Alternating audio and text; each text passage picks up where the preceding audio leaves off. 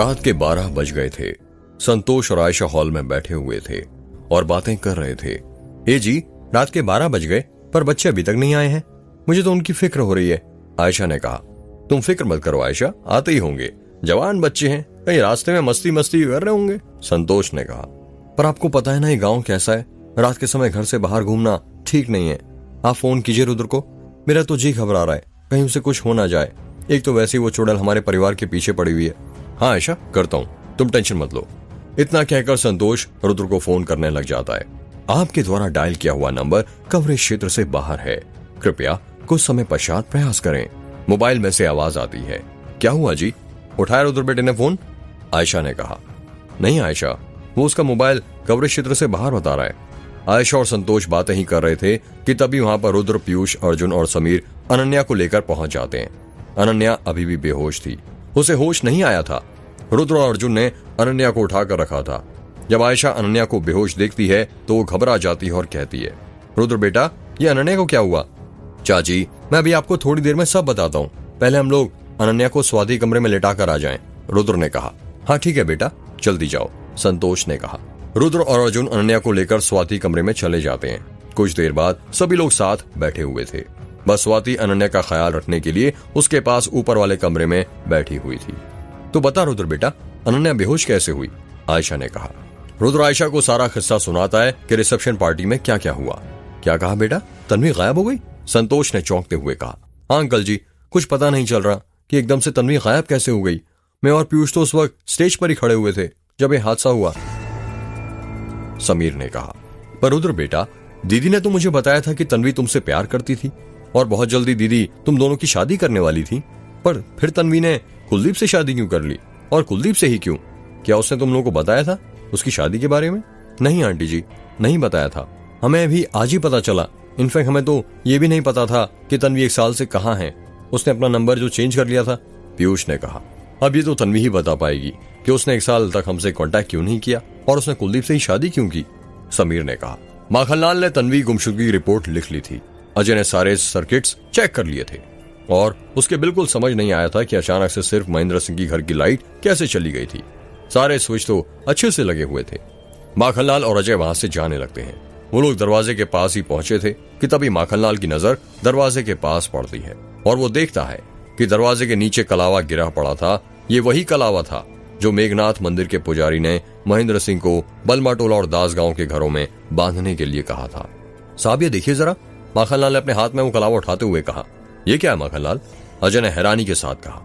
साहब ये कलावा है और आपको पता तो है ये कलावा दासगांव और बलमाटोला के सभी घरों में बना हुआ है। सुना ये मेघनाथ मंदिर के पुजारियों ने दिया था उस चुड़ैल से रक्षा करने के लिए। गांव वालों का कहना है कि जब तक ये उनके घर में बंधे रहेंगे वो चुड़ैल उनके घर में प्रवेश नहीं कर पाएगी। माखनलाल, तुम फिर शुरू हो गए। साहब जो मैं बोल रहा हूँ जरा आप सोच कर तो देखिए, हो सकता है किसी ने कलावा खोला हो या गलती से खुल गया हो, तभी तो वो चुड़ैल इनके घर के गार्डन में प्रवेश कर पाई और उसने तन्वी को गायब कर दिया। वरना आप ही सोचिए तन्वी कहाँ जाएगी? और एक और बात, जब लाइट गई तो किसी ने तो तन्वी को कहीं जाते हुए देखा होगा ना, पर किसी ने नहीं देखा, वो अचानक गायब हो गई। और इंसान अचानक तभी गायब होता है जब वो प्रेत हो या उनके अंदर किसी चुड़ैल ने प्रवेश किया हो। माखनलाल, ये कैसे पॉसिबल है? और चलो एक बार के लिए मैंने तुम्हारी बात मान भी ली कि मेघ की चुड़ैल ने तन्वी को गायब किया है, पर वो ऐसा क्यों करेगी? और एक और बात, याद है तुमने मुझसे कहा था कि अभी मेघ का सिर्फ एक दरवाजा खुला है, बलमाटोले वाले गांव का, इसलिए वो सिर्फ बलमाटोला गांव के लोगों को ही मार रही है। और जब मेघ का दूसरा दरवाजा तो दास गांव के पास है, वो खुला ही नहीं है, तो वो चुड़ैल दास गांव के अंदर कैसे आ सकती है? साहब हो सकता है कि वो किसी के शरीर में प्रवेश करके आई हो, और जैसे मैंने कहा था कि मेघ का दूसरा दरवाजा अभी नहीं खुला है, इसलिए वो दास गांव में किसी को मार नहीं सकती। और तभी तो उसने तन्वी को यहाँ कुछ नहीं किया, वो तन्वी को सीधे गायब करके यहाँ से ले गई।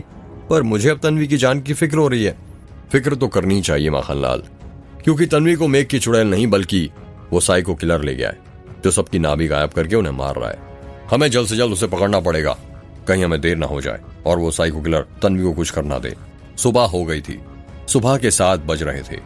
रुद्र, अर्जुन, पीयूष और समीर रात की थकान होने की वजह से खराटे ले लेकर सो रहे थे। तभी वहां पर स्वाति आती है और उन्हें उठाने लगती है।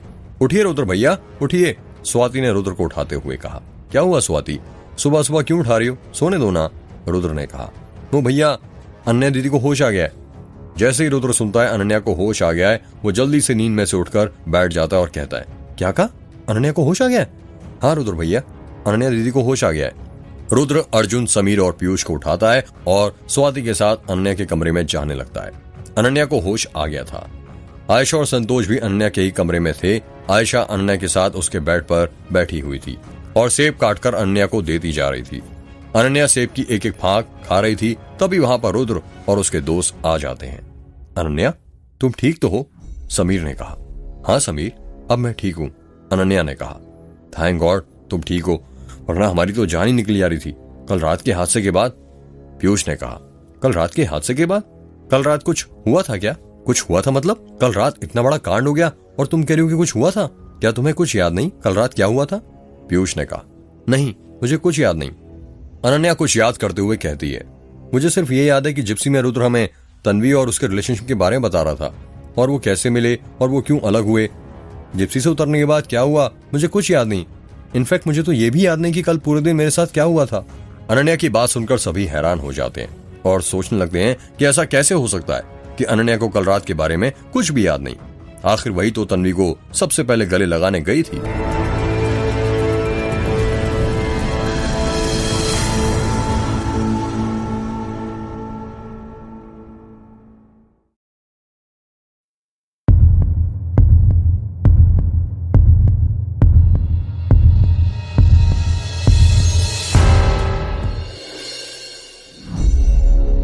अनन्या, तुम्हें कब से कुछ याद नहीं है?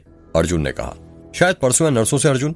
वो उस रात मुझे गर्मी लग रही थी तो मेरी नींद खुली थी और फिर मैंने बहुत कोशिश की सोने की, लेकिन नींद ही नहीं लगी, इसलिए मैं छत पर टहलने चली गई। उसके बाद क्या हुआ मुझे नहीं पता। बीच बीच में ऐसा लगता था कि मैं होश में हूँ और बाकी वक्त बेहोशी में। मुझे बस कल रात जो बातें हमने जिप्सी में की थी वही याद है और कुछ नहीं, अनन्या ने कहा। पर ऐसा कैसे हो सकता है? पीयूष ने कहा। कोई बात नहीं अनन्या, तुम्हारी नींद अभी पूरी नहीं हुई होगी, तुम आराम कर लो, आयशा ने कहा। जी आंटी जी, अनन्या ने बेड पर लेटते हुए कहा। चलो हम लोग भी यहाँ से चलते हैं और अनन्या को आराम करने देते हैं, संतोष ने कमरे से बाहर जाते हुए कहा। सभी लोग कमरे से बाहर जाने लगते हैं, तभी अर्जुन रुद्र, समीर और पीयूष से कहता है, चलो छत पर चलते हैं। क्या कहा छत पर? लेकिन क्यों? यार अनन्या की तरह हम लोग भी आराम करते हैं ना, मेरी आंखों में तो अभी भी नींद भरी हुई है, मुझे अभी भी नींद आ रही है, पीयूष ने कहा। तुझे बड़ी नींद आती है मोटे, चल चुपचाप ऊपर, समझा, अर्जुन ने कहा। अर्जुन, रुद्र, समीर और पीयूष छत पर पहुंच जाते हैं। अब बता क्यों बुलाया था तूने छत पर? पीयूष ने कहा। सिगरेट पीने, अर्जुन ने कहा। क्या कहा? सिगरेट पीने? यार सुबह सुबह कौन सिगरेट पीता है? अभी तो मुंह भी नहीं धोया होगा तूने। मोटे, सिगरेट को खाते थोड़ी है जो उसके लिए मुंह धोऊं, उसमें तो बस कश को सीने में उतारते हैं और तू नहीं समझेगा, सुबह सुबह सिगरेट पीने का एक अलग ही मजा होता है। अर्जुन ने सिगरेट का पैकेट अपनी जेब में से निकालते हुए कहा। अर्जुन और पीयूष बातें कर ही रहे थे कि तभी रुद्र देखता है कि समीर किसी ख्याल में खोया हुआ लग रहा था। तू क्या सोच रहा है समीर? रुद्र ने कहा। यार सोच रहा हूं तेरा सपना सच कैसे हो गया, समीर ने कहा। रुद्र का सपना सच हो गया मतलब? पीयूष ने कहा। मतलब ये कि याद है 1-2 दिन पहले रुद्र को एक सपना आया था जिसमें उसने देखा था कि अनन्या को गर्मी लग रही थी, जिस कारण उसकी नींद खुल गई थी, और जब वो बाहरी दवा खाने के लिए छत पर गई तो उसे लाल साड़ी में दरवाजे के पास एक औरत दिखाई दी, और जब अनन्या दरवाजे के पास पहुंची तो औरत बाड़े के पास पहुंच गई, और उस रात का पीछा करते करते अनन्या तालाब के पास तक पहुंच गई। और फिर रुद्र ने बताया था कि वहां पर उस लाल साड़ी पहने औरत ने अनन्या से कहा था कि मेरा काम पूरा कर दो, और उससे पहले कुछ मंत्र भी पड़े थे। मतलब उस औरत का मेरा काम पूरा कर दो कहने का यह मतलब था कि तन्वी को गायब कर दो, रुद्र ने कहा। पर वो औरत तन्वी को गायब क्यों कराएगी? रुद्र ने कहा। वो औरत तन्वी को नहीं बल्कि महेंद्र सिंह की बहू को गायब करवाना चाहती थी, जो कि अब तन्वी है, अर्जुन ने सिगरेट के कश खींचते हुए कहा। पर वो लाल साड़ी पहने औरत कौन थी? पीयूष ने कहा। जितना मुझे लगता है वो मेघ की चुड़ैल थी। आ रहा है भाई, अब मुझे सब समझ में आ रहा है, अर्जुन ने सिगरेट की ओर लंबे लंबे कश खींचते हुए कहा। क्या समझ में आ रहा है? क्या तू हमें समझाएगा? समीर ने कहा। यार देख, एक बात तो पहले ही साबित हो गई कि रुद्र ने जो देखा था वो एक सपना नहीं था बल्कि हकीकत थी। उस रात अनन्या तालाब के पास गई थी, जहां पर उस चुड़ैल ने उसे अपने वश में कर लिया। वशीकरण मंत्रों का उपयोग करके अनन्या उस चुड़ैल की ओर आसानी से वश में आ गई, क्योंकि पिछली बार जब हम आए थे तो उससे पहले भी वो चुड़ैल अनन्या को अपने वश में कर चुकी थी। और इतना ही नहीं, उस चुड़ैल ने अनन्या के शरीर में प्रवेश कर लिया था। मतलब 1-2 दिनों से जो हमारे साथ था वो कोई और नहीं, अनन्या के शरीर में मेघ की चुड़ैल थी, समीर ने कहा। हाँ भाई, वो चुड़ैल ही थी। तुमने खुद नोटिस किया होगा कि कुछ दिनों से अनन्या के बर्ताव में बदलाव था। यार अर्जुन की बातों में दम तो है, क्योंकि ये चीज मैंने भी नोटिस की थी, और कल रात तो कुछ ज्यादा ही, क्योंकि कल रात रिसेप्शन पार्टी में जाने से पहले अनन्या ने अपनी आंखों में काजल लगाया था और उसके बाल खुले थे, पर जब वो जिप्सी में बैठी और उसने जूड़ा बांधा तो आंखों का काजल गायब हो गया, और जैसे ही हम दास गांव में उतरे अनन्या की आंखों में फिर काजल आ गया और उसके बाल खुल गए। पीयूष ने कहा, यार पर जब अनन्या के अंदर वो चुड़ैल थी तो उसको ये कैसे पता कि जिप्सी के अंदर मैं अपनी और तन्वी की प्रेम कहानी मैं सुना रहा था? और यही नहीं, वो भी तो बता रही थी कि तन्वी की हालत उस वक्त क्या थी जब हम दोनों एक दूसरे से जुदा हो गए थे। रुद्र ने कहा, क्योंकि उस वक्त वो हमारी अनन्या थी, उसके अंदर चुड़ैल नहीं थी। अर्जुन ने कहा, यार तू ना बहुत कंफ्यूज कर रहा है, कभी तू कहता है अनन्या अनन्या नहीं थी, उसके अंदर चुड़ैल थी, और कभी कहता है अनन्या अनन्या ही थी, चुड़ैल नहीं थी। तू सीधे सीधे समझाएगा? समीर ने कहा, यार देख सब समझाता हूँ। याद है जिप्सी में बैठने से पहले रुद्र की चाची ने नींबू से जिप्सी का उतारा था और वो नींबू टायर के नीचे रख दिया था। हाँ याद है, पीयूष ने कहा, ये उसी का कमाल था। जैसे अनन्या जिप्सी के अंदर बैठी उसके अंदर से वो चुड़ैल निकल गई, और जब वो दास गांव में जिप्सी पर से उतरी उसके अंदर वापस वो चुड़ैल घुस गई। और जैसा कि मैंने पिछली बार भी कहा था, ये चुड़ैल human body to human body transfer होती है, और ठीक वही हुआ। जब अनन्या ने तन्वी को गले लगाया तो वो चुड़ैल तन्वी के अंदर चली गई, और उसी वक्त लाइट चली गई और उस चुड़ैल ने तन्वी को वहां से गायब कर दिया। जब चुड़ैल अनन्या के अंदर से निकली तो वो बेहोश हो गई। इसका मतलब तन्वी को मेघ की चुड़ैल ने गायब किया है? समीर ने कहा, हाँ भाई। अर्जुन ने कहा, पर वो ऐसा क्यों करेगी?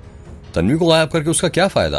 पीयूष ने कहा, मोटे अभी तो बताया, तन्वी अब दास गांव के सरपंच महेंद्र सिंह की बहू है, और उन्हीं तीनों सरपंचों में से एक है जिसने उस चुड़ैल यानी छाया को 19 साल पहले जिंदा जला दिया था। अब वो बदला ले रही है, अपनी मौत का बदला, जैसा कि उसने कहा था। अर्जुन ने कहा, मतलब कि तन्वी की जान को खतरा है? रुद्र ने कहा, हाँ रुद्र।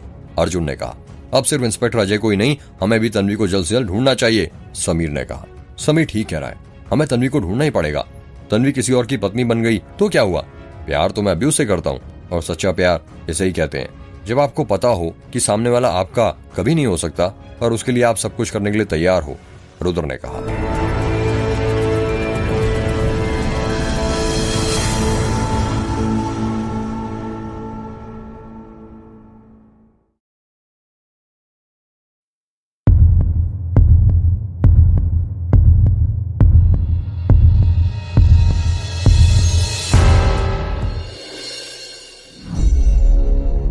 डॉक्टर माधवी अपने कैबिन में बैठी हुई थी और नाभि वाले केसेस की फाइल के पन्ने पलट रही थी। तभी डॉक्टर माधवी का फोन बजता है। ट्रिंग ट्रिंग ट्रिंग ट्रिंग। डॉक्टर माधवी के फोन में एक अननोन नंबर से फोन आता है।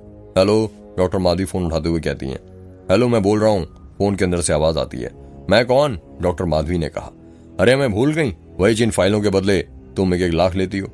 अच्छा आप, वो क्या है ना, नंबर सेव नहीं था, या हर बार नए नंबर से कॉल करते हैं तो समझ ही नहीं आता है। अगर एक ही नंबर से कॉल करेंगे और कभी तुम पकड़ी गई तो हम नहीं पकड़े जाएंगे क्या? सेफ्टी एडवांस में ही साथ लेकर चलना चाहिए, समझी? हाँ समझ गई। वैसे मैंने इसलिए फोन किया था कि आजकल तुम नाभि वाले केसेस की फाइलें नहीं दे रही हो। कैसे दूं? केस आएंगे तो तब दूंगी ना, यहाँ किसी का खून ही नहीं हो रहा है। डॉक्टर माधवी ने इतना ही कहा था कि तभी उसके कैबिन में इंस्पेक्टर अजय आ जाता है। अचानक से अजय को देखकर डॉक्टर माधवी शॉक्ड हो जाती है और सोचने लगती है, कहीं इंस्पेक्टर अजय ने उसकी सारी बातें तो नहीं सुन ली। अगर खून ही नहीं होगा तो कमजोरी तो होगी ना, उनके शरीर में खून की कमी है। आप लेकर आ जाना, यहाँ पर ओ पॉजिटिव ब्लड अवेलेबल है, आप आ जाना, मैं लगा दूंगी। डॉक्टर माधवी बात को पलट कर इतना कहकर फोन कट कर देती हैं। तो कैसे हैं इंस्पेक्टर अजय आप? डॉक्टर माधवी ने अजय से कहा। मैं तो ठीक हूँ, आप कैसी हैं? अजय ने कहा, जी मैं भी ठीक हूँ। तभी अजय की नजर डॉक्टर माधवी के टेबल पर रखी फाइल पर जाती है। अगर आपको कोई तकलीफ ना हो तो क्या मैं ये फाइल देख सकता हूँ? हाँ क्यों नहीं। डॉक्टर माधवी मन ही मन सोचने लगती है कि इसकी इस पर कब नजर पड़ गई। अजय फाइल उठाता है और उसके पन्ने पलटने लग जाता है। डॉक्टर माधवी मन ही मन घबराने लगती है और सोचने लगती है, कहीं अजय को पता ना चल जाए कि वो नाभि वाले केसेस की फाइल किसी को दे देती है। डॉक्टर माधवी यही सोच सोचकर पसीने से भीग जाती है। डॉक्टर माधवी को बहुत टेंशन होने लगती है। डॉक्टर माधवी, इसमें तो सारे नाभि केसेस की लिस्ट है जो बलमाटोला गांव में हुए हैं, आपने फाइल क्यों बनाई? आप कब से पुलिस का काम करने लगी? अजय ने कहा, वो क्या है ना अजय, मैंने सोचा इससे तुम्हारी मदद हो जाएगी, इसलिए मैंने फाइल बनाई। इससे तुम्हें आसानी होगी जानने में कि कितने केसेस हुए और किस तरह से हुए। डॉक्टर माधवी ने हंसते हुए और अपनी टेंशन के चेहरे के पीछे छुपाते हुए कहा, अच्छा वैसे कैसे आना हुआ, कोई नया केस आया क्या? डॉक्टर माधवी ने कहा, अरे नहीं कोई नया केस नहीं आया, वो तो मैं आपके पास अपनी प्रॉब्लम लेकर आया हूँ। क्या कहा? आपको प्रॉब्लम है? फिर बताइए। क्या प्रॉब्लम है आपको? कुछ दिनों से एक सपना मुझे बहुत परेशान कर रहा है। कैसा सपना? क्या आप मुझे डिटेल में समझाएंगे? आप गौरी को तो जानती होंगी, वो पिछले साल जिसकी लाश हमें बलमाटोला गांव के तालाब से मिली थी। मुझे सपने में वो गौरी दिखती है। क्या कहा? वो गौरी? जी हाँ, वो गौरी नर्स की ड्रेस पहनी हुई रहती है एक अस्पताल के अंदर, और उसके हाथ में एक नवजात बच्चा रहता है। वो उस बच्चे को कोई सा इंजेक्शन लगाती है और वो बच्चा रोना शुरू कर देता है। तभी मेरी नींद खुल जाती है और फिर रात भर मुझे उस बच्चे की रोने की आवाजें सुनाई देने लगती हैं, जिस कारण रात भर मैं सो नहीं पाता हूँ। अच्छा, तो ये परेशानी है। आप ये बताइए कि कब से आपको ये सपने आ रहे हैं? जी बस अभी 1 हफ्ता ही हुआ होगा। देखो अजय, ये सपना जो तुम्हें बार बार आ रहा है, ये आमतौर पर कच्ची नींद में आते हैं। ये सब हमारे अचेतन मन और दिन भर के तनाव के कारण होता है। एक बात हमेशा याद रखना, हम दिन भर जो काम करते हैं अक्सर सपने उसी में से रिलेटेड कुछ ना कुछ देखते हैं। तुम दिन भर नाभि वाले केसेस की तहकीकात कर रहे हो, शायद इसी वजह से सपने में तुम्हें गौरी नजर आ रही है, और ये जो बच्चा है वो तुम्हारे सपने की परिकल्पना है और कुछ नहीं। अक्सर ऐसे कुछ सपने नाइटमेयर बन जाते हैं। आमतौर पर सबको ऐसे सपने आते हैं, जो घबराने वाली बात कोई नहीं है। जी, इसका कोई इलाज है ना? हाँ, क्यों नहीं। मेडिकल साइंस में सब चीजों का इलाज है। जो बीमारी तुम्हें हुई है उसे पोस्ट ट्रॉमेटिक स्ट्रेस डिसऑर्डर कहते हैं, और शॉर्ट में मतलब PTSD। वैसे शुरुआत में बिना दवाइयों के भी ठीक हो जाता है, बस आपको रिलैक्स करना है और नींद पूरी लेनी है। अगर फिर भी नाइटमेयर कम ना हो तो मैं कुछ दवाइयां लिख देती हूँ। इसमें कुछ नींद की और कुछ एंटी स्ट्रेस की कैप्सूल हैं। तुम जल्दी ही ठीक हो जाओगे। ठीक है, जितना हो सके उतना तनाव से दूर रहने की कोशिश करना, और जो दवाइयां लिखी हैं लिमिट में लेना, ज्यादा नहीं, वरना ये हानिकारक हो सकती हैं। जी, डॉक्टर माधवी अजय को पर्चे में लिखकर दवाइयां देती है और अजय वहां से चला जाता है। दोपहर के 3 बज गए थे और माखनलाल और अजय जिप्सी से कहीं जा रहे थे। माखनलाल जिप्सी चला रहा था और अजय माखनलाल के साइड वाली सीट पर बैठा हुआ था। साहब, मेरी एक बात समझ में नहीं आई, हम लोग रुद्र के घर क्यों जा रहे हैं? माखनलाल ने कहा। माखनलाल, कैसी बातें करो कि क्यों जा रहे हैं? तन्वी के पूरे केस में रुद्र का ही तो अहम रोल है। मतलब कैसे साहब? मैं कुछ समझा नहीं। देखो, रुद्र का रिसेप्शन पार्टी में जाना और तन्वी का गायब हो जाना, और एक और बात, तन्वी तभी गायब हुई जब अनन्या ने उसे गले लगाया। हाँ साहब, ये बात तो मैंने नोटिस ही नहीं की। माखनलाल, क्या तुमने एक और बात नोटिस की? कौन सी बात साहब? याद है रुद्र की जब गौरी से शादी होने वाली थी तो गौरी भी गायब हो गई थी, और जब रुद्र तन्वी की शादी में गया तो तन्वी भी गायब हो गई।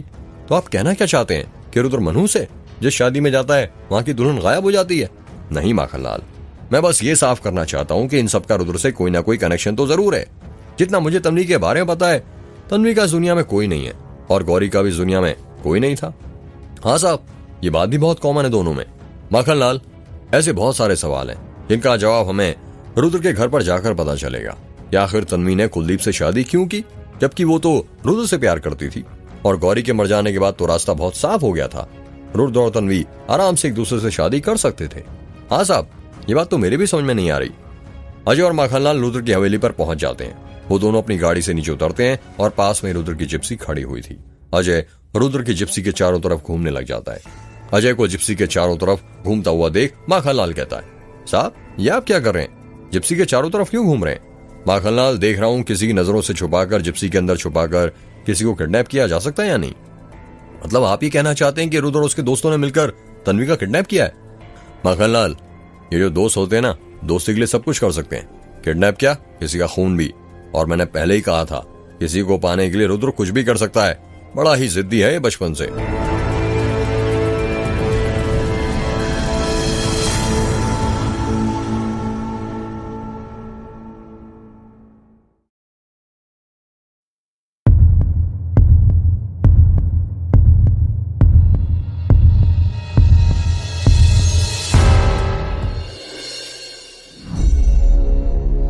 अजय और माखनलाल रुद्र की जिप्सी के पास खड़े होकर बातें ही कर रहे थे कि तभी वहां पर पानी की बाल्टी लेकर राम काका आ जाते हैं।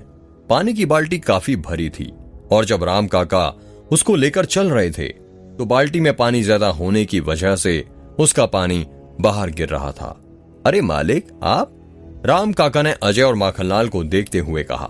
कैसे हैं राम काका आप? अजय ने कहा। ठीक हूं मालिक, आप बताइए आप दोनों कैसे हैं? हम भी ठीक है राम काका, माखनलाल ने कहा। वैसे बाल्टी में पानी लेकर कहां जा रहे हैं आप? अजय ने कहा। कहीं नहीं मालिक, बस यहीं पर ला रहा था छोटे मालिक की जिप्सी धोने के लिए। छोटे मालिक की जिप्सी यानी रुद्र की जिप्सी? पर क्यों धो रहे हैं आप? अजय ने शक करते हुए पूछा। वो क्या है ना, बड़ी गंदी हो गई है और देखिए पूरी मिट्टी से भर गई है। तो छोटी मालकिन ने कहा कि जिप्सी धो देना, तो धो रहे हैं। अच्छा ठीक है, वैसे कौन कौन है घर में? जी सभी हैं। ठीक है, फिर आप अपना काम कीजिए और हम अपना काम करते हैं।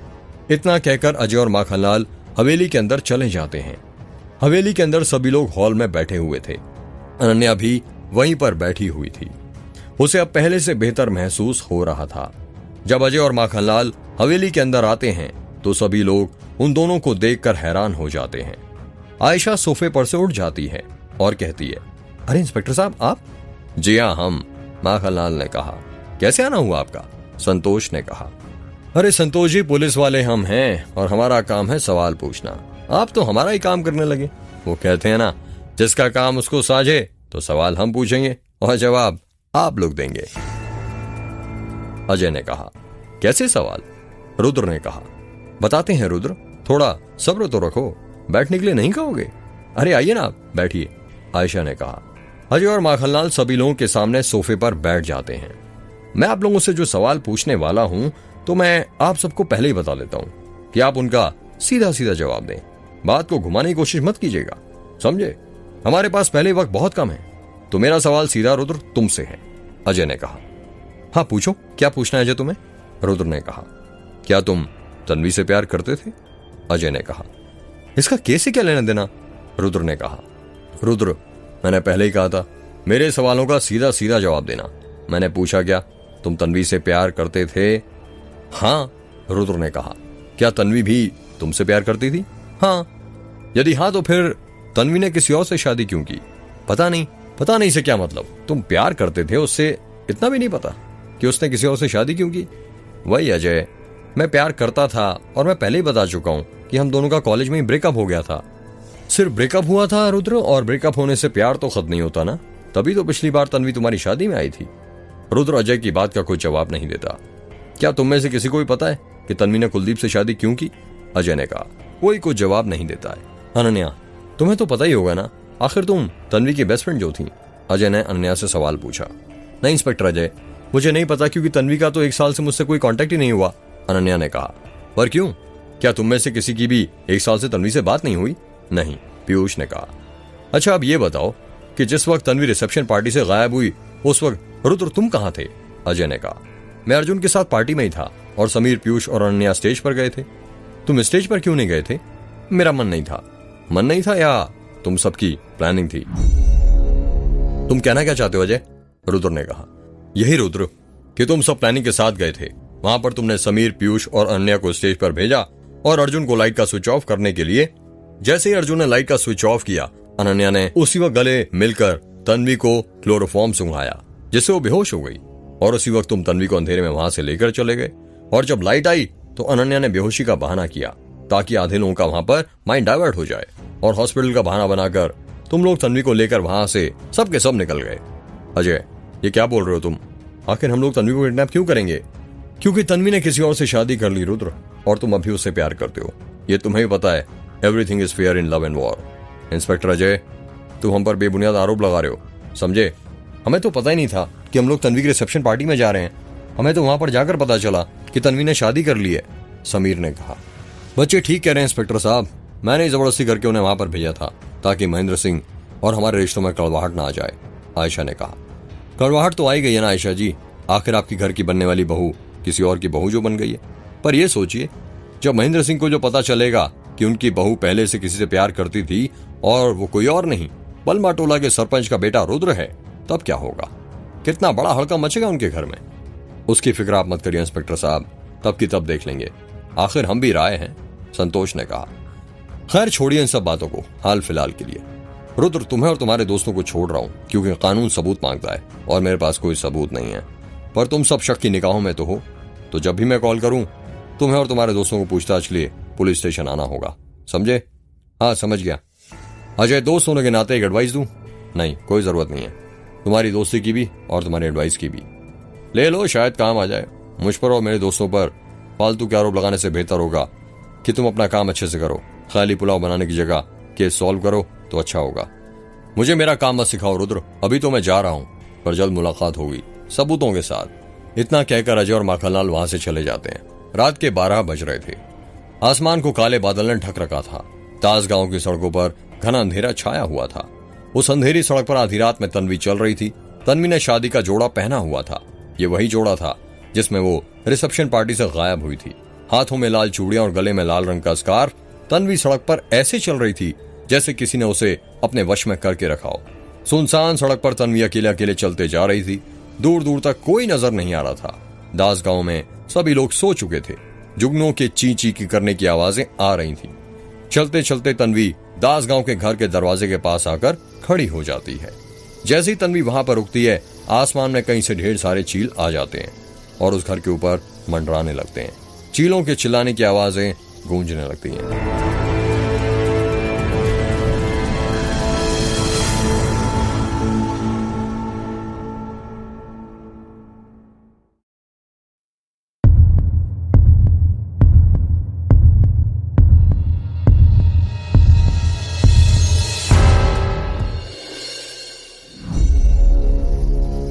तन्वी जिस घर के दरवाजे के सामने खड़ी हुई थी, उस घर के दरवाजे के ऊपर कलावा बना हुआ था। ये वही कलावा था जो दास गांव के हर घर में मेघनाथ मंदिर के पुजारियों ने बनवाया था। मेघ की चुड़ैल से गांव वालों की रक्षा के लिए तन्वी अपना हाथ आगे बढ़ाती है और उस दरवाजे के ऊपर का कलावा खोलने लग जाती है। जैसे ही वो कलावा खोलने की कोशिश करती है, आसमान में मंडरा रहे चील और तेज तेज चिल्लाने लग जाती हैं। तन्वी उस घर के दरवाजे पर बंधा कलावा खोल लेती है। उस घर के दरवाजे का कलावा खोलने के बाद तन्वी दास गांव के दूसरे घर की तरफ बढ़ने लगती है। जैसे जैसे वो चलती जा रही थी, आसमान में मंडरा रहे चील भी उसके साथ चल रहे थे। तन्वी दूसरे घर के दरवाजे के पास जाती है और उस दरवाजे का कलावा खोलती है और तीसरे घर की तरफ बढ़ जाती है। एक एक करके तन्वी दास गांव के सभी घरों के दरवाजे पर बंधा कलावा खोल देती है। अगले ही पल अचानक से तन्वी बलमाटोला गांव पहुंच जाती है और बलमाटोला गांव के भी हर घर के दरवाजे पर बंधे कलावे खोलने लग जाती है। चीलों का झुंड अभी भी तन्वी के सिर के ऊपर मंडरा रहा था। तन्वी के हाथ में बहुत सारे कलावे जमा हो गए थे। उसने बलमाटोला गांव के भी सभी घरों के दरवाजे पर कलावे खोल दिए थे। अगले ही पल तन्वी रुद्र के घर के पीछे वाले जंगल के तालाब के पास पहुंच जाती है। तन्वी ने उन कलावों को अपने दोनों हाथों में पकड़ रखा था। तन्वी तालाब की सीढ़ियों के पास खड़ी हुई थी। तन्वी अचानक से मुक्ति मुक्ति बोलने लग जाती है और अपना लेफ्ट पैर पानी के अंदर डालती है। जैसे ही वो अपना पैर पानी के अंदर डालती है, आसमान में मंडरा रहे चील जोर जोर चिल्लाने लग जाते हैं। अचानक से पूरा वातावरण बदल जाता है। कुछ समय पहले जो शांत माहौल था, अब उस माहौल में चीलों और जंगली जानवरों के चिल्लाने की आवाजें सुनाई दे रही थीं। तन्वी मुक्ति मुक्ति कहते हुए तालाब के अंदर आगे बढ़ती जा रही थी। उसकी कमर तक पानी आ गया था। उसकी लाल साड़ी पानी से भीग चुकी थी। अचानक से तन्वी का चेहरा बदल जाता है और उसका आधा चेहरा जल जाता है। तन्वी का चेहरा छाया के चेहरे में बदल जाता है। तन्वी की लाल रंग की साड़ी भी आधी जल गई थी, ठीक छाया की साड़ी की तरह जब उसे 19 साल पहले जलाया गया था। तालाब में आगे बढ़ते बढ़ते तन्वी तालाब के अंदर डूब जाती है। जैसे ही वो पानी के अंदर डूब जाती है, ऐसी आवाज आती है जैसे तब आती है जब कोई गर्म चीज को ठंडे पानी के अंदर डाल दी जाती है। नहीं नहीं नहीं नहीं नहीं नहीं कहते हुए रुद्र अपने सपने में से उड़ जाता है। जब उठता है तो देखता है कि अर्जुन जाग रहा था और कमरे में बैठकर ही सिगरेट पी रहा था। यार, तुझे कैसे पता कि मैं सिगरेट पी रहा हूँ और तू मुझे रोक क्यों रहा है? फिक्र मत कर, खिड़की खोल दी है और हवा भी चल रही है। नीचे चाचा चाची के कमरे तक स्मेल नहीं आएगी। अर्जुन ने सिगरेट के कश खींचते हुए कहा। रुद्र की नई नई आवाज सुनकर पीयूष और समीर भी जग जाते हैं। यार, मैं तुझे नहीं बोल रहा था, मैं तो तन्वी को रोक रहा था। रुद्र ने कहा। क्या कहा? तन्वी को रोक रहा था मतलब? अर्जुन ने हैरानी के साथ कहा। यार, मैंने एक सपना देखा जिसमें तन्वी दास गांव और बलमाटोला गांव के घरों के दरवाजे पर बंधे कलावे खोल रही थी। वही कलावे जो मेघनाथ मंदिर के पुजारियों ने मेघ की चुड़ैल से दोनों गांव की रक्षा के लिए बनवाए हैं। रुद्र ने कहा। पर तन्वी ऐसा क्यों करेगी? पीयूष ने कहा। क्योंकि वो हमारी तन्वी नहीं थी, बल्कि उसके अंदर मेघ की चुड़ैल थी। वो छाया थी, वही छाया जिसे 19 साल पहले जला दिया गया था। और इस बार तो मैंने उसका वो आधा जला हुआ चेहरा भी देखा। रुद्र ने कहा। क्या बात कर रहा है? तूने छाया का चेहरा देखा? अर्जुन ने कहा। हाँ भाई, जब तन्वी मुक्ति बोलकर तालाब के अंदर जा रही थी तो अचानक से उसका चेहरा जलने लग गया और वो चेहरा एक दूसरे चेहरे में तब्दील हो गया। और हो ना हो, वो छाया का ही चेहरा था, क्योंकि आखिर उसे ही तो जलाया गया था 19 साल पहले मेघ गांव के अंदर। रुद्र की बात सुनकर पीयूष डरने लग जाता है और कहता है। क्या बात कर रहा है भाई? यार, मुझे लगता है कि तन्वी अभी भी तालाब के पास ही होगी। हमें वहां पर जाना चाहिए और उसे लेकर आना चाहिए, कहीं वो चुड़ैल उसे कुछ कर ना दे। रुद्र ने कहा। यार, तू पागल हो रहा है क्या? मौत को न्योता क्यों दे रहा है? वो तालाब भी जादुई तालाब है, भूल गया? उस बार जब तेरी शादी में हम लोग वहां पर नहाने गए थे तो किसी ने मेरा पैर पकड़ लिया था, पीयूष ने कहा। वो तालाब जादुई नहीं पीयूष, मायावी है। उस तालाब को मायावी शक्तियों से छाया ने जकड़ रखा है। क्योंकि एक बात तुमने नोटिस की कि ज्यादातर घटनाएं तालाब के पास ही होती हैं। रुद्र के पापा की मौत भी वहीं हुई, भिखारी की मौत भी वहीं हुई, गौरी की लाश और पिछली बार अनन्या भी हमें वहीं पर मिली थी। हो ना हो इस तालाब का भी कुछ ना कुछ कनेक्शन तो जरूर है मेरे गांव से, अर्जुन ने कहा। यार अर्जुन की बात में दम तो है, समीर ने कहा। फिर देर किस बात की भाई लोग, हमें भी उस तालाब के पास चलना चाहिए। हो सकता है तन्वी भी हमें वहां पर मिल जाए, रुद्र ने कहा। यार रुद्र तुझे पता है ना तू क्या बोल रहा है? तू अपनी जान तो खतरे में डाल ही रहा है, साथ में हमारी भी डाल रहा है। रात में तालाब के पास जाना खतरे से खाली नहीं है, पीयूष ने कहा। यार तुम लोगों को चलना है तो चलो, मैं तो जा रहा हूं मेरी तन्वी को ढूंढने, रुद्र ने कहा। क्या कहा, मेरी तन्वी? रुद्र शायद तू भूल रहा है कि वो अब तेरी नहीं किसी और की तन्वी बन गई है, समीर ने कहा। रुद्र समीर की बातों को जवाब नहीं देता और वहां से जाने लगता है। अरे कहां जा रहा है अकेले? रुक, हम भी आ रहे हैं। अब दोस्ती की है, निभानी तो पड़ेगी ना। तू कुएं में कूदेगा तो तुझे क्या लगता है हम नहीं कूदेंगे? कहते हुए पीयूष भी रुद्र के साथ कमरे से बाहर निकल जाता है। समीर और अर्जुन भी साथ बाहर चले जाते हैं। रात के 3 बज गए थे और आधी रात बीत चुकी थी। झिंगुर के चींची चिल्लाने की आवाजें सुनाई दे रही थी। यार रुद्र तुझे अभी भी लगता है कि हमें तालाब के पास जाना चाहिए? पीयूष ने रास्ते में चलते चलते कहा। रुद्र पीयूष की बात का कुछ जवाब नहीं देता है और आगे बढ़ जाता है। चलते चलते वो लोग तालाब के पास पहुंच जाते हैं। तालाब के पास बहुत अंधेरा था। तालाब का पानी शांत था। आसपास मेढकों के टर्राने की आवाजें सुनाई दे रही थी। रुद्र और उसके दोस्त तालाब के पास तन्वी को ढूंढने लग जाते हैं, पर उन्हें तन्वी कहीं नहीं मिलती है। यार मैंने कहा था ना तन्वी यहां नहीं होगी, हम बेफालतू यहां आ गए, समीर ने कहा। पर मैंने सपने में तन्वी को यहीं पर देखा था, वो यहीं है, रुद्र ने कहा। यहीं होगी तो फिर कहां है तन्वी, रुद्र? समीर ने कहा। मैंने तन्वी को सपने में पानी में डूबते हुए देखा था और मुझे लगता है वो पानी के अंदर होगी। मुझे पानी के अंदर जाना होगा, रुद्र ने कहा। ये तू क्या बोल रहा है रुद्र? पानी के अंदर जाना खतरे से खाली नहीं है। उस चुड़ैल ने तुझे कुछ कर दिया तो? पीयूष ने कहा। हाँ रुद्र, पीयूष ठीक बोल रहा है, पानी में जाना ठीक नहीं है, अर्जुन ने कहा। और वैसे भी पानी बहुत ठंडा है, पानी में जाने की वजह से तेरी तबीयत भी खराब हो सकती है, समीर ने कहा। अर्जुन, पीयूष और समीर बहुत कोशिश करते हैं रुद्र को समझाने की, पर वो उनकी बात नहीं मानता है और अचानक से पानी के अंदर छलांग लगा देता है।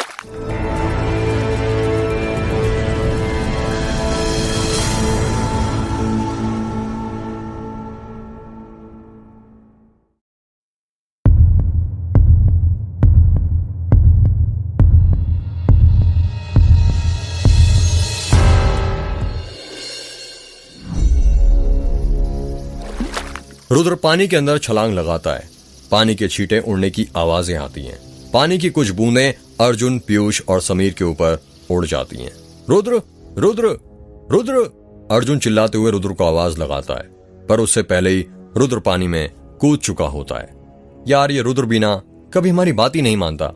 कॉलेज में भी अपने मन की करता था और यहां भी अपने मन की ही करता है, समीर ने कहा। अपनी जान की जरा सी भी परवाह नहीं है इसे भी। पता नहीं ये तन्वी के लिए क्या क्या करेगा, ये जानते हुए भी कि वो अब किसी और की अमानत बन गई है, अर्जुन ने कहा। रुद्र पानी के अंदर था और तन्वी को ढूंढ रहा था, पर तन्वी उसे नहीं मिल रही थी। पानी साफ नहीं होने की वजह से उसे पानी के अंदर अच्छे से कुछ दिखाई नहीं दे रहा था। पानी के अंदर ही उसे कलावे पड़े हुए मिलते हैं, वही कलावे जो तन्वी ने दास गांव और बलमटोला गांव के दरवाजे पर से निकाले थे। रुद्र जैसे ही उन कलावों को पकड़ता है, अचानक से तालाब में पानी काला हो जाता है। रुद्र सोचने लगता है कि उसके चारों तरफ का पानी काला कैसे हो गया। वो अपने हाथों से काला पानी हटाने लगता है, पर वो काला पानी नहीं हट रहा था।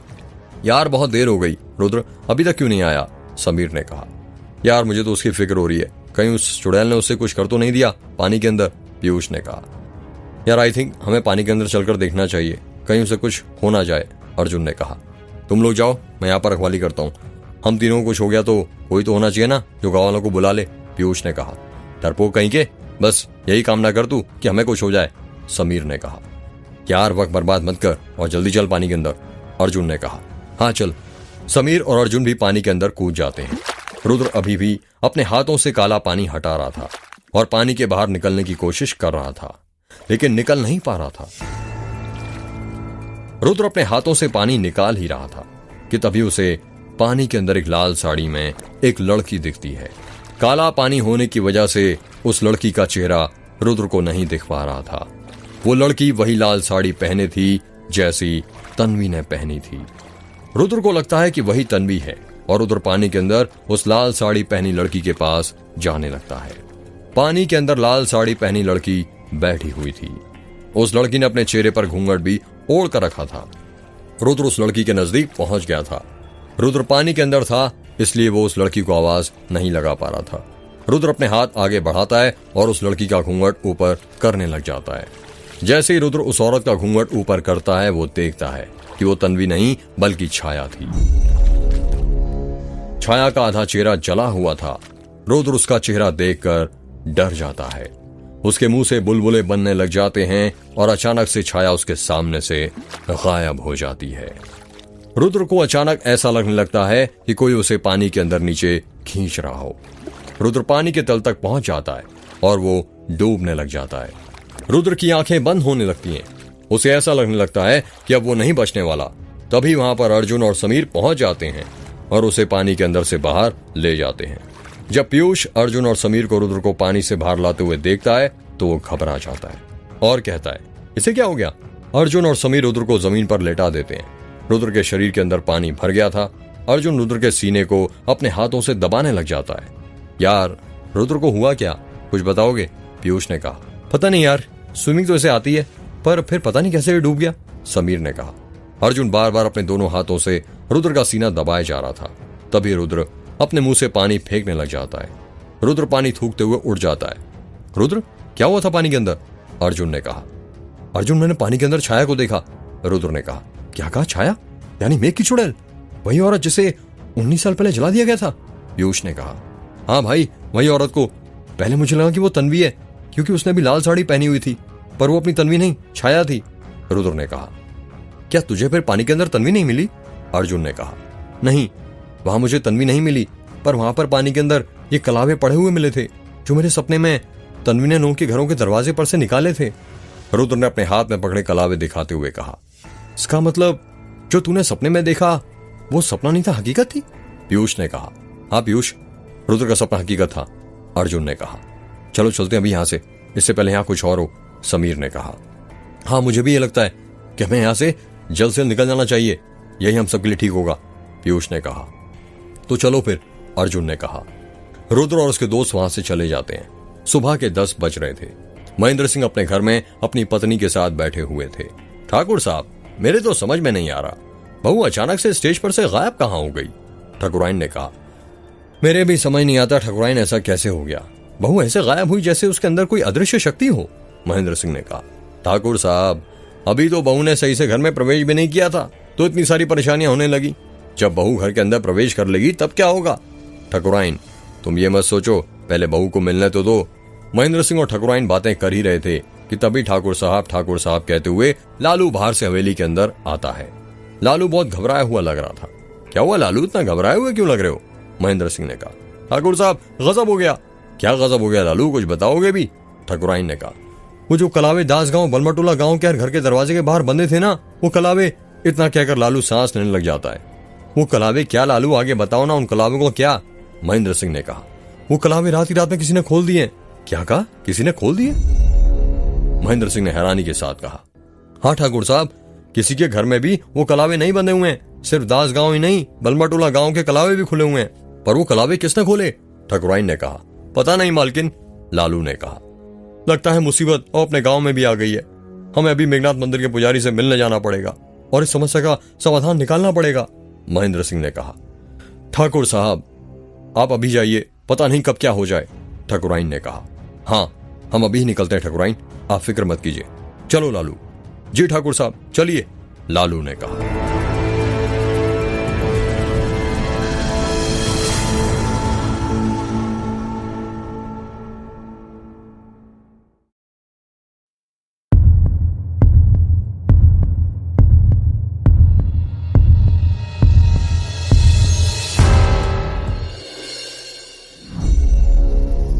मेघनाथ मंदिर के अंदर आदित्य पुजारी ध्यान में बैठे हुए थे और वहीं पर नीरज और निर्मल पुजारी खड़े हुए थे। तभी वहां पर महेंद्र सिंह अपने नौकर लालू के साथ आ जाता है। जय महाकाल पुजारी जी, महेंद्र सिंह ने कहा। जय महाकाल ठाकुर जी, निर्मल पुजारी ने कहा। वो मुझे आपसे जरूरी बात महेंद्र सिंह ने इतना ही कहा था कि तभी नीरज पुजारी महेंद्र सिंह को बीच में ही टोकते हुए कहते हैं, कृपा करके आप कुछ समय चुप रहें। जी, महेंद्र सिंह ने कहा। आदित्य पुजारी ध्यान में बैठे हुए थे और नीरज, निर्मल, महेंद्र सिंह और लालू चुपचाप खड़े हुए थे। आदित्य पुजारी के गले में एक मुखी रुद्राक्ष था। अचानक से वो एक मुखी रुद्राक्ष चमकने लग जाता है। महेंद्र सिंह और लाल ये दृश्य देखकर दंग रह गए थे। वो रुद्राक्ष ऐसे चमक रहा था जैसे उसके अंदर नागमणि रखा हुआ हो। महेंद्र सिंह और लालू को कुछ समझ नहीं आ रहा था कि क्या हो रहा था। नीरज और निर्मल पुजारी रुद्राक्ष को चमकता हुआ देखकर मन ही मन खुश हो रहे थे। उनके चेहरे पर यह खुशी देखी जा सकती थी। तभी अचानक से रुद्राक्ष चमकना बंद कर देता है। आदित्य पुजारी धीरे से अपनी आंख खोलते हैं। जैसे ही आदित्य पुजारी अपनी आंखें खोलते हैं, नीरज पुजारी उनसे कहते हैं, क्या हुआ, काम हुआ? नहीं हो पाया। इस बार हम बहुत करीब थे, पर पता नहीं कैसे हमारा संपर्क टूट गया, आदित्य पुजारी ने कहा। नमस्कार पुजारी जी, महेंद्र सिंह ने कहा। जय महाकाल, आदित्य पुजारी ने कहा। गजब हो गया पुजारी जी, महेंद्र सिंह ने कहा। क्या हो गया ठाकुर साहब, आप इतनी चिंता में क्यों लग रहे हैं? चिंता की बात तो है ही ना पुजारी जी। कल रात बलमाटोला गांव और हमारे गांव के किसी ने कलावे खोल दिए। वही कलावे जो आपने हमें उस चुड़ैल से रक्षा के लिए बांधने के लिए बोले थे। हमें पता है ठाकुर साहब, हमें तो ये भी पता है कि आपकी बहू गायब हो गई है। पर क्या आपको आपकी बहू के बारे में एक बात याद है? कैसी बात पुजारी जी? यही कि आपकी बहू को और किसी ने नहीं बल्कि मेघ की चुड़ैल ने गायब करवाया है। क्या? महेंद्र सिंह ने हैरानी के साथ कहा। हाँ ठाकुर साहब, वो चुड़ैल किसी के शरीर में प्रवेश करके आपके गांव आई थी। यदि आपको सब कुछ पता है तो आप कुछ करते क्यों नहीं पुजारी जी? आप ये सब रोकते क्यों नहीं? भविष्य का ज्ञान तो श्री कृष्ण को भी था महेंद्र सिंह जी। क्या वो युद्ध होने से रोक पाए थे? ठीक इसी प्रकार कुछ चीजें ऐसी होती हैं जिन्हें हम रोक नहीं पाते हैं, क्योंकि वो लड़ाई जीत व हार की नहीं होती, पाप और पुण्य की होती है। उसी के आधार पर भविष्य की रचना होती है। जी पुजारी जी, क्या ऐसा नहीं हो सकता कि हम दोबारा से सभी घरों में कलावे बांध दें उस चुड़ैल से रक्षा करने के लिए? नहीं, ऐसा कदापि नहीं किया जा सकता महेंद्र सिंह जी, निर्मल पुजारी ने कहा। किसी भी दैवीय सामग्री का उपयोग सिर्फ एक बार किया जाता है और यदि किसी कारणवश वो निष्फल हो जाती है तो दोबारा उसका प्रयोग नहीं किया जा सकता, नीरज पुजारी ने कहा। तो आप सब कुछ करते क्यों नहीं पुजारी जी? क्या यूं ही उस चुड़ैल का आतंक हम चुपचाप देखते रहें? आप उसे रोकते क्यों नहीं? इतनी दैवीय शक्तियां नहीं है हमारे पास कि हम उस चुड़ैल को रोक सकें। उस चुड़ैल से लड़ने की शक्तियां सिर्फ हमारे गुरु पंडित सुशलाचार्य जी के पास ही हैं, नीरज पुजारी ने कहा। तो आप उन्हें बुलाते क्यों नहीं है पुजारी जी? 1 साल से उस चुड़ैल ने आतंक मचाकर रखा है। कहीं ऐसा ना हो जब पूरा गांव तबाह हो जाए तब पंडित सुशलाचार्य जी लौटे। आपके आने से कुछ समय पश्चात हम गुरु जी से ही संपर्क साधने का प्रयास कर रहे थे, आदित्य पुजारी ने कहा। फिर आपका संपर्क हुआ? हमारा गुरु जी से संपर्क होने ही वाला था कि उससे पहले ही वो संपर्क टूट गया। किसी शैतानी शक्ति ने वो संपर्क जोड़ने से पहले ही वो तोड़ दिया। क्या कहा, शैतानी शक्ति? महेंद्र सिंह ने हैरानी के साथ कहा। हाँ, शैतानी शक्ति। वो बहुत ही शैतानी शक्ति थी, इतनी कि उसने गुरुजी के साथ हमारा संपर्क तोड़ दिया। क्या वो शैतानी शक्ति दास गांव के लोगों को भी नुकसान पहुंचा सकती है? जी नहीं, तब तक तो बिल्कुल नहीं जब तक मेघ का दूसरा दरवाजा नहीं खुल जाता। आप लोग और आपका गांव सुरक्षित है। आपको याद है ना, मेघ के दूसरे दरवाजे की जिम्मेदारी आपके ऊपर है, वो भूल कर भी नहीं खुलना चाहिए, निर्मल पुजारी ने कहा। आप उसकी फिक्र मत कीजिए। मेघ के दूसरे दरवाजे की चाबी मैंने ऐसी जगह छुपा कर रखी है जहां वो किसी के हाथ नहीं लग सकती। कोई उस चाबी के पास नहीं पहुंच सकता है। जी, फिर ठीक है। याद रखना, जब तक मेघ का दूसरा दरवाजा बंद है तब तक आपका गांव सुरक्षित है। लेकिन जिस दिन वो दरवाजा खुलेगा उस दिन कुछ कह नहीं सकते कि आपके गांव का क्या होगा, क्योंकि वो दरवाजा गुरुजी ने बहुत ही दैवीय शक्तियों से बनाया था, नीरज पुजारी ने कहा। जी, आप फिक्र मत कीजिए। यदि मेघ के दूसरे दरवाजे की हिफाजत की जिम्मेदारी मैंने ली है तो वो नहीं खुलेगा। आप भी फिक्र मत कीजिए। हम जल्द से जल्द कोशिश करेंगे गुरुजी से संपर्क साधने की। जैसे हमारा संपर्क होगा हम उन्हें यहाँ पर बुला लेंगे, आदित्य पुजारी ने कहा। जी अच्छा, फिर हम चलते हैं। जय महाकाल, महेंद्र सिंह ने कहा। जय महाकाल, आदित्य पुजारी ने कहा। महेंद्र सिंह और लालू मेघनाथ मंदिर के बाहर निकल जाते हैं। बाहर निकलते ही लालू कहता है, मालिक एक बात कहें क्या आपसे? हाँ कहो ना लालू, इसमें पूछने वाली क्या बात है? आपको नहीं लगता कई दिन या महीने हो गए निशांत पुजारी जी को देखे हुए? हाँ लालू, दिन तो बहुत हो गए। जब से आदित्य पुजारी मेघनाथ मंदिर के मठ के पुजारी बने तब से वो कहीं नजर नहीं आए हैं। वही मालिक, मैंने तो सुना है आदित्य पुजारी और निशांत पुजारी की आपस में बिल्कुल भी नहीं जमती थी। बचपन से आदित्य पुजारी पंडित सुशलाचार्य के अत्यंत प्रिय शिष्य रहे हैं और अब देखिए मठ के गुरु भी वही बने हैं। हाँ वो तो बात है, बातें करते करते महेंद्र सिंह और लालू कार तक पहुंचते हैं और मेघनाथ मंदिर से निकल जाते हैं। शाम के 5 बज रहे थे। आयशा, स्वाति और संतोष एक साथ ही हॉल में बैठे हुए थे और बातें कर रहे थे। अब तुम्हारी तबीयत ठीक है ना अनन्या बेटा? आयशा ने कहा। हाँ आंटी जी, अब ठीक है। अब पहले से बहुत बेहतर फील हो रहा है, बस थोड़ी सी कमजोरी महसूस हो रही है, अनन्या ने कहा। डॉक्टर माधवी को तो नहीं बुलाना ना बेटा, यदि तुम कहो तो मैं उन्हें फोन कर देता हूँ, वो आ जाएंगी, संतोष ने कहा। नहीं अंकल जी, इसकी कोई जरूरत नहीं, धीरे धीरे ठीक हो जाऊंगी मैं, अनन्या ने कहा। माँ रात में खाने में क्या बनाना है? स्वाति ने किचन के अंदर से आते हुए पूछा। बना ले बेटा जो बनाना है, मेरे तो कुछ समझ नहीं आ रहा, किसी काम में मन ही नहीं लगता है, आयशा ने कहा। आयशा, ऐसे कैसे चलेगा? संतोष ने कहा। ऐसा मैं क्या करूं, मेरे तो कुछ समझ नहीं आ रहा। सोचा था रुद्र बेटे की तन्वी बेटी से शादी करवा दूंगी और दीदी की आखिरी ख्वाहिश पूरी कर दूंगी, पर अब वो ख्वाहिश लगता है कभी पूरी नहीं हो पाएगी। आयशा, अब होने को कौन रोक सकता है, जो होना रहता है वो होकर ही रहता है, संतोष ने कहा। आयशा और संतोष बातें ही कर रहे थे कि तभी वहां पर बाहर से रुद्र, पीयूष, समीर और अर्जुन आ जाते हैं। क्या हुआ बेटा, तन्वी बेटा को कुछ पता चला, वो मिली या नहीं मिली? आयशा ने कहा। रुद्र कुछ जवाब नहीं देता। बताओ रुद्र, तन्वी मिली या नहीं मिली? अनन्या ने कहा।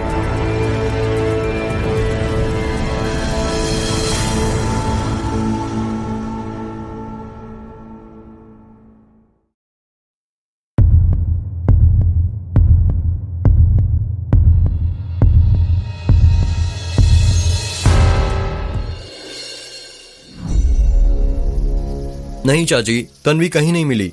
आसपास के सभी गांवों में उसे ढूंढ लिया, पर वो कहीं मिल ही नहीं रही है, रुद्र ने कहा। तुमने तालाब के पास देखा रुद्र बेटा? संतोष ने कहा। वहां तो अंकल जी हमने कल रात में उसे देख लिया था, पीयूष ने कहा। क्या कहा, कल रात में? संतोष ने हैरानी के साथ कहा। बेटा, तुम लोग कल रात को तालाब के पास क्यों गए थे? पता है ना, रात में तालाब के पास जाना ठीक नहीं है। जेठ जी की भी मौत वहीं हुई थी, ये जानते हुए भी तुम उस रात में वहां पर चले गए।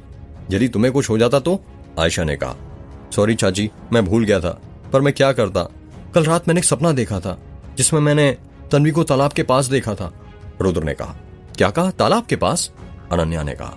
हाँ, इसलिए हम वहां पर गए थे, पर वहां पर कोई नहीं था, और वहां पर पानी के अंदर मैंने जिसे देखा मैं आपको बता नहीं सकता। ऐसा क्या देखा तुमने पानी के अंदर रुद्र बेटा? संतोष ने कहा। पानी के अंदर मैंने छाया को देखा चाचा जी। ये वही छाया है ना जिसका नाम भाभी की आत्मा ने बताया था, और यही मेघ की चुड़ैल थी ना? संतोष ने कहा। हाँ चाचा जी, ये वही है। छाया का आधा चेहरा जला हुआ था और उसने लाल रंग की साड़ी पहनी हुई थी, वो भी आधी जली हुई थी। उसको उसी साड़ी में जलाया गया था ना?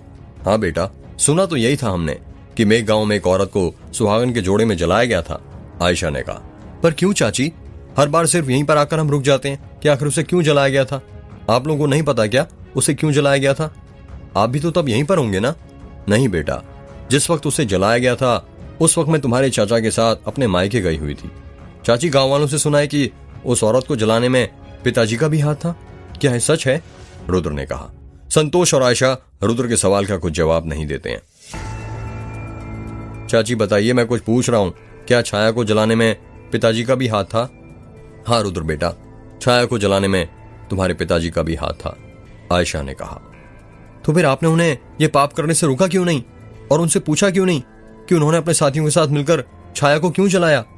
कैसे पूछते बेटा, घर के छोटों को कभी बड़ों से सवाल करने का हक मिला है? तुम्हारे चाचा ने कई बार पूछा जेठ जी से कि उन्होंने छाया के साथ ऐसा क्यों किया, पर जेठ जी ने उन्हें कभी नहीं बताया, हमेशा उन्हें छोटा ही समझा। तुम्हारे चाचा को तो छोड़ो रुद्र बेटा, जेठ जी ने कभी दीदी को भी नहीं बताया कि उन्होंने छाया को क्यों जलाया। सही कहा है किसी ने कि पूर्वजों द्वारा किए गए पाप को उनके आने वाली पीढ़ी को भुगतना पड़ता है। ना ही पापा छाया को जलाते, ना ही वो चुड़ैल बनकर मेरी तन्वी को गायब करती। पता नहीं तन्वी किस हालत में होगी, वो ठीक भी होगी या नहीं। रुद्र तू फिक्र मत कर, हम तन्वी को जल्दी ढूंढ लेंगे, और भरोसा रख, वक्त के साथ सब ठीक हो जाएगा। अतीत हमें यही तो नहीं सिखाता ना कि उस पर पछताया जाए, अतीत तो हमें यह सिखाता है कि उस गलती को दोबारा नहीं दोहराया जाए, अर्जुन ने कहा। हाँ रुद्र, अर्जुन ठीक कह रहा है, समीर ने कहा। स्वाति बेटा, जा रुद्र बेटा और उनके दोस्तों के लिए पीने के लिए पानी ले आ, आयशा ने कहा। जी माँ, अभी लाई। इतना कहकर स्वाति पीने का पानी लेने किचन में चली जाती है। अजय डॉक्टर माधवी से मिलने के लिए चिरायु अस्पताल आया हुआ था। अजय डॉक्टर माधवी के कैबिन में उनके सामने बैठा हुआ था। तो बताइए इंस्पेक्टर साहब, अब कैसी तबीयत है आपकी? डॉक्टर माधवी ने कहा। क्या बताऊं डॉक्टर माधवी, लगता है कुछ असर ही नहीं हो रहा है दवाइयों का। क्या कहा? असर नहीं हो रहा? हाँ डॉक्टर माधवी, नींद की दवाइयां खाने के बावजूद अच्छे से नींद नहीं आती, और इतना ही नहीं, वही सपना बार बार दिखता है मुझे। क्या कहा? मतलब आपको वो सपने दिखना भी बंद नहीं हुए? नहीं डॉक्टर माधवी, बल्कि कभी कभी तो काम करते करते उस बच्चे की आवाजें मेरे कान में गूंजने लग जाती हैं। क्या कहा? आवाजें गूंजने लग जाती हैं? डॉक्टर माधवी ने हैरानी के साथ कहा। हाँ डॉक्टर माधवी, कुछ समझ नहीं आ रहा, इन आवाजों से कैसे छुटकारा पाया जाए। आप फिक्र मत कीजिए, जितना मुझे लगता है ये मेडिकल से ठीक नहीं होगा, आपको किसी साइकोलॉजिस्ट को दिखाना पड़ेगा, वही आपको ठीक कर सकते हैं। क्या कहा? साइकोलॉजिस्ट? जी हाँ, साइकोलॉजिस्ट। आप फिक्र मत कीजिए, मैं एक साइकोलॉजिस्ट को जानती हूं जो आपको ठीक कर सकते हैं। कौन है वो साइकोलॉजिस्ट और कहां मिलेंगे वो? उनका नाम डॉक्टर प्रताप नारायण है और वो अमेरिका में रहते हैं। क्या कहा? अमेरिका? मैं वहां पर कैसे जा सकता हूं फिर डॉक्टर माधवी? अरे आप फिक्र मत कीजिए, वो ऑनलाइन भी ट्रीटमेंट करते हैं, मुझे बस आपको अपॉइंटमेंट कराना पड़ेगा। वो मेरे अच्छे दोस्त हैं, मान जाएंगे। जी ठीक है, फिर आप उनसे बात कर लीजिए और बता दीजिए कब आना है, मैं आ जाऊंगा। जी मैं उनसे आज ही बात करती हूँ। अच्छा ठीक है, फिर मैं निकलता हूँ। जी। इतना कहकर अजय वहां से जाने लगता है। शाम के 6 बज गए थे। छोटे दिन होने की वजह से अंधेरा जल्दी से होने लग गया था। अजय हॉस्पिटल के बाहर निकलता है और अपनी जिप्सी स्टार्ट करके वहां से जाने लगता है। अजय जिप्सी चलाकर कुछ दूर ही गया था कि तभी उसे ऐसा लगता है जैसे उसने रास्ते में सड़क के किनारे बिरजू को खड़ा हुआ देखा। अजय वापस से अपनी जिप्सी को पीछे पीछे ले जाने लगता है। जब वो पीछे जिप्सी लाकर रोकता है तो देखता है कि बिरजू ही अपनी बाइक के साथ खड़ा हुआ था। अरे बिरजू, तुम यहाँ? अजय ने बिरजू को देखते हुए कहा। अरे बाबू आप? हाँ मैं बिरजू, तुम यहाँ पर क्या कर रहे हो? वो बाबू, वो हम डॉक्टर के पास जा रहे थे कि तभी यहाँ पर हमारी बाइक खराब हो गई। क्या कहा? डॉक्टर के पास जा रहे थे? पर क्यों, तबीयत तो ठीक है तुम्हारी? हाँ बाबू तबीयत तो ठीक है, पर बस ये हमारा हाथ थोड़ा जल गया है। बिरजू ने अपना हाथ दिखाते हुए कहा। बिरजू के हाथ की उंगलियां बुरी तरह जल चुकी थीं और उसके हाथ की स्किन लाल हो गई थी। जब अजय बिरजू का हाथ देखता है तो उससे भी देखा नहीं जाता। अरे ये तो बहुत जल गया है, चलो मैं तुम्हें डॉक्टर के पास ले चलता हूँ।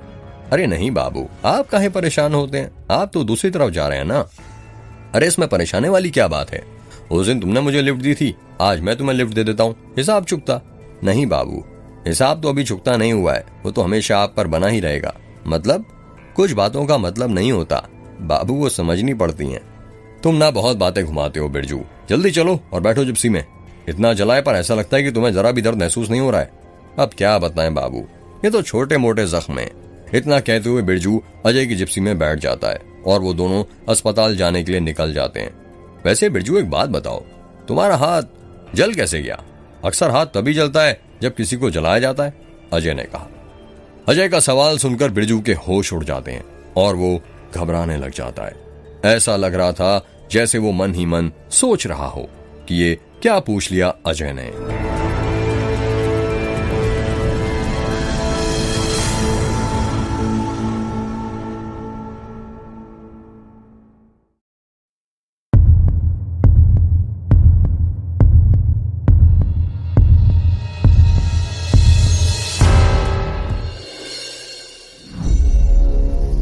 बताओ बिरजू, मैं कुछ पूछ रहा हूँ, तुम्हारा हाथ कैसे जल गया? अजय ने बिरजू से कहा। मैं ना घर में भजिया तल रहा था, तो बिरजू ने बहाना बनाते हुए कहा। तो वहीं पर हो गया खेल, भजिया तलते तलते अचानक से बैलेंस बिगड़ गया और कढ़ाई का सारा तेल हमारे हाथ में आ गया, वहीं हमारी उंगलियां जल गईं बाबू। अच्छा तुम अकेले रहते हो क्या, और कोई नहीं रहता तुम्हारे साथ? नहीं बाबू, हम तो अकेले ही आए थे इस दुनिया में और अकेले ही जाएंगे। तुम देवरी गांव में रहते हो ना? यही पता बताया था ना पिछली बार जब हम मिले थे। हाँ बाबू वहीं रहते हैं। आपकी याददाश्त तो काफी तेज है। तो फिर देवरी में किसी डॉक्टर को क्यों नहीं दिखाया? वहां पर कोई हॉस्पिटल नहीं है क्या? यहाँ पर इतने दूर क्यों आ गए गोंदिया? बाबू कहाँ है देवरी में कोई डॉक्टर? पहले था वो अपने मेघ गांव में, बड़ा सा हॉस्पिटल था। उसमें जब से मेघ गांव बंद हुआ वो हॉस्पिटल भी बंद हो गया, वरना पहले तो आसपास के गांव के लोग वहीं पर जाते थे अपना इलाज कराने के लिए।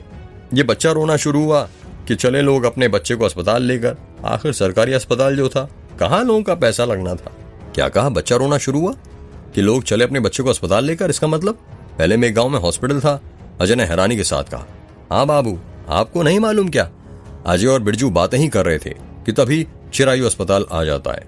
बिरजू जिप्सी में से उतर कर जाता है और कहता है, आप चलेंगे बाबू अंदर हमारे साथ? जाना तो चाहता हूँ बिरजू, पर क्या करूं, एक जरूरी काम याद आ गया। तुम जाओ। ठीक है बाबू, फिर मिलते हैं। इतना कहकर बिरजू अस्पताल के अंदर जाने लगता है।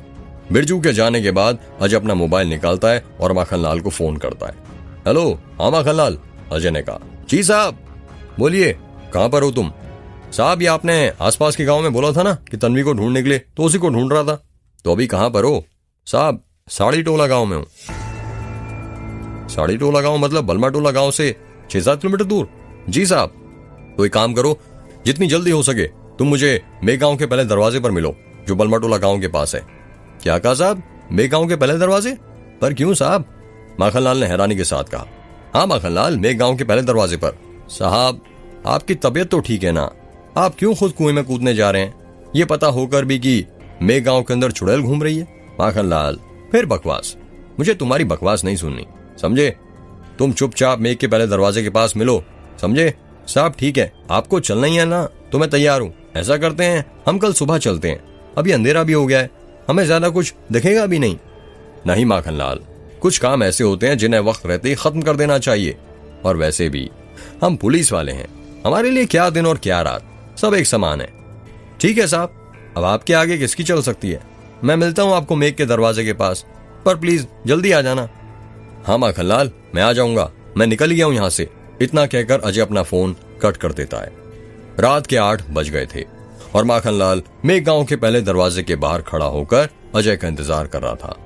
मेघ दरवाजे के थोड़ी दूर ही एक बड़ा सा पत्थर रखा हुआ था और माखनलाल उसके ऊपर बैठा हुआ था। कहाँ रह गए साहब, कभी वक्त पर नहीं आते। पता है यहाँ पर चुड़ैल घूमती है, फिर भी मुझे यहाँ पर बुला लिया, माखनलाल ने खुद से कहा। अंधेरा बढ़ता जा रहा था और अंधेरे के साथ ही माखनलाल का डर भी बढ़ता जा रहा था। माखनलाल ने अपने गले में हनुमान जी की गदा पहनी हुई थी।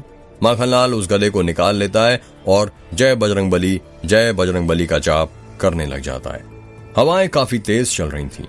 मेघ का जो दरवाजा था उसके पास बहुत सारे पेड़ पौधे लगे हुए थे, जिस कारण जब हवाएं चलती थीं तो पत्ते हवा में उड़ने लगते थे और ऐसा लगता था कि जैसे कोई फुसफुसा रहा हो। सड़क पर लाइटें भी नहीं लगी थीं, जिस कारण काफी अंधेरा था। माखनलाल अपने मोबाइल के टॉर्च के सहारे वहां पर बैठा हुआ था। माखनलाल बार बार उस टॉर्च की रोशनी से आसपास देख रहा था कि कहीं कोई आ तो नहीं रहा। जल्दी आ जाओ साहब, अब मुझसे और यहां पर रहकर नहीं होता है। जय बजरंग बली, माखनलाल ने खुद से कहा। माखनलाल पत्थर के ऊपर बैठा ही हुआ था कि तभी उसकी आंखों के सामने धुआं आने लगता है। माखनलाल मन ही मन सोचने लग जाता है कि यह धुआं कहां से आ रहा है, कहां पर आग लग गई। माखनलाल की आंखों के सामने धुआं बढ़ता जा रहा था। तभी माखनलाल देखता है कि वो धुआं मेघ के दरवाजे के पास से आ रहा था। माखनलाल सोचने लगता है कि कहीं मेघ के अंदर आग तो नहीं लग गई। माखनलाल पत्थर पर से उठता है और धीरे धीरे मेघ के दरवाजे की तरफ बढ़ने लग जाता है। मेघ के दरवाजे के पास बहुत सारा धुआं था, इतना धुआं कि उस धुएं ने मेघ के दरवाजे को ढक लिया था। मेघ गांव के अंदर के घर भी नहीं दिख रहे थे, सिर्फ धुआं ही धुआं नजर आ रहा था। माखनलाल सोचने लगता है कि अचानक से एकदम इतना धुआं कहां से आ गया। माखनलाल आगे बढ़ते हुए उस धुएं के बहुत करीब पहुंच गया था और देखते ही देखते वो धुएं के अंदर चला जाता है। उसके चारों तरफ धुआं ही धुआं फैल जाता है। उसको धुएं के सिवा कुछ और दिखाई नहीं दे रहा था। माखनलाल अपने दोनों हाथों से धुएं को हटाने की कोशिश कर रहा था, पर उससे वो धुआं नहीं हट रहा था। ये धुआं हट क्यों नहीं रहा है? जय बजरंग बली, माखनलाल ने अपने हाथों से धुएं को हटाते हुए कहा। माखनलाल बार बार कोशिश कर रहा था धुएं को हटाने की, पर नहीं हटा पा रहा था। धुआं हटाते हटाते वो पसीने से भीग गया था। माखनलाल बहुत घबरा गया था। वो सोचने लगता है कि कहीं उस चुड़ैल का अगला शिकार मैं तो नहीं। माखनलाल धुआं हटा ही रहा था कि तभी उसे किसी के कदमों की आहट सुनाई देती है। थप थप थप थप। माखनलाल सीधे खड़ा हो जाता है और अब वो धुएं को नहीं हटा रहा था, पर धुआं अभी भी उसके चारों तरफ था। कोई तेज तेज चलकर माखनलाल की तरफ बढ़ रहा था। उसके कदमों की आहट अभी भी सुनाई दे रही थी, पर चारों तरफ धुआं होने के कारण दिखाई कोई नहीं दे रहा था। माखनलाल अपने गले के हनुमान जी की गदा पकड़कर जय बजरंग बली का जाप किए जा रहा था। माखनलाल बहुत घबरा गया था और पसीने से भीग चुका था। पसीने की बूंदें माखनलाल के चेहरे पर से टप टप टप जमीन पर गिर रही थीं। माखनलाल सोचने लगता है, कहीं मेघ के दरवाजे के पास आकर मैंने गलती तो नहीं कर दी और अपनी मौत का खुद बुलावा तो नहीं दे दिया। जैसे जैसे कदमों की आहट करीब आती जा रही थी, माखनलाल के सीने की धड़कनें और तेज चलती जा रही थीं।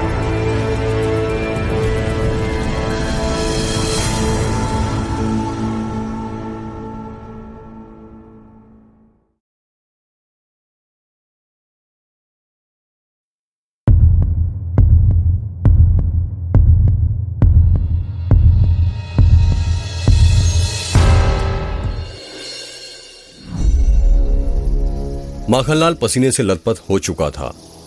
कदमों की आहट की आवाज और तेज होती जा रही थी। माखनलाल अपने हाथों से धुआं साफ करते सामने की ओर देखने लग जाता है।